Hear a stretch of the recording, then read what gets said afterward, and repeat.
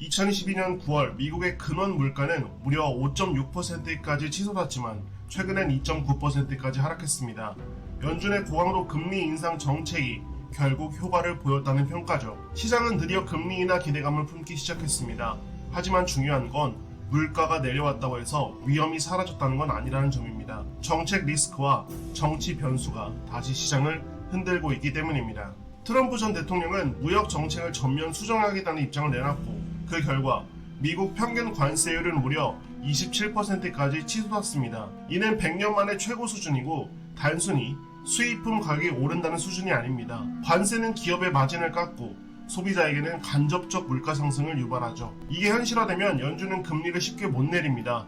즉 물가 진정이 끝이 아니라 시작일 수 있다는 것입니다. S&P 500은 지난 몇 달간 박스권을 유지하다 갑작스런 급락 흐름으로 전환됐습니다. 지금은 반등 없이 정체된 구간에 머물러 있는데요. 투자를 하는 사람들은 이게 과매도 구간인가를 고민하면서도 쉽게 손이 가지 않는 상태입니다. 지지선도 불안하고 반등의 동력도 약한 상황입니다. 그만큼 시장엔 지금 불확실성이라는 단어가 크게 깔려 있습니다. 이렇게 급락이 나온 시기를 보면 항상 공통점이 있습니다. 바로 변동성의 급등. S&P 500의 변동성이 급격하게 커지면 그 뒤엔 거의 예외 없이 경제적 충격이 뒤따랐습니다. 2008년 금융위기, 2020년 코로나 팬데믹, 그리고 지금의 이 흐름도 과거 위기들과 굉장히 닮아 있습니다. 다시 말해 시장은 단순한 조정이 아니라 정책 리스크까지 반영하고 있다는 것입니다. S&P 500은 낙폭 이후 기술적 반등을 시도했지만 과거 지지선을 회복하지 못한 채 재하락 중입니다. 단순 조정이 아니라 진짜 약세가 시작됐다는 의견도 많죠. 이동평균선은 모두 데드크로스 상태, 심리적 저항선도 돌파하지 못하고 있습니다.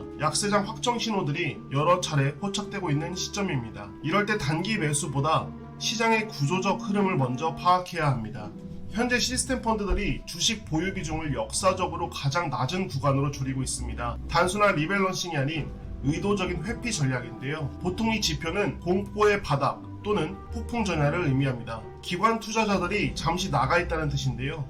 그리고 이런 시기에 개인이 혼자 들어가 있는 구조가 가장 위험한 구간이기도 합니다.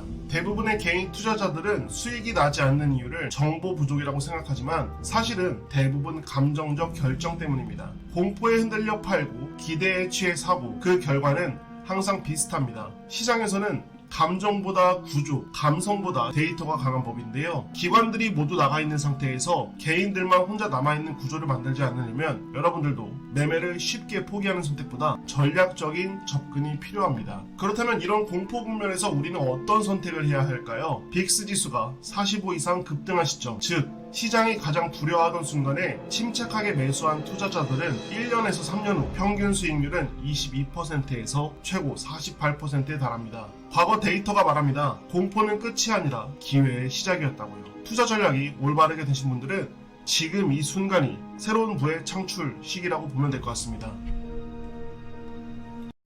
여러분들 덕분에 17층 브리핑룸의 구독자가 171명을 돌파했습니다. 앞으로 10,000명, 10만 명까지 더욱더 큰 발전과 여러분들께 좋은 정보를 드릴 테니 구독과 좋아요 한 번씩 부탁드리겠습니다. 감사합니다 여러분. 정말 감사합니다.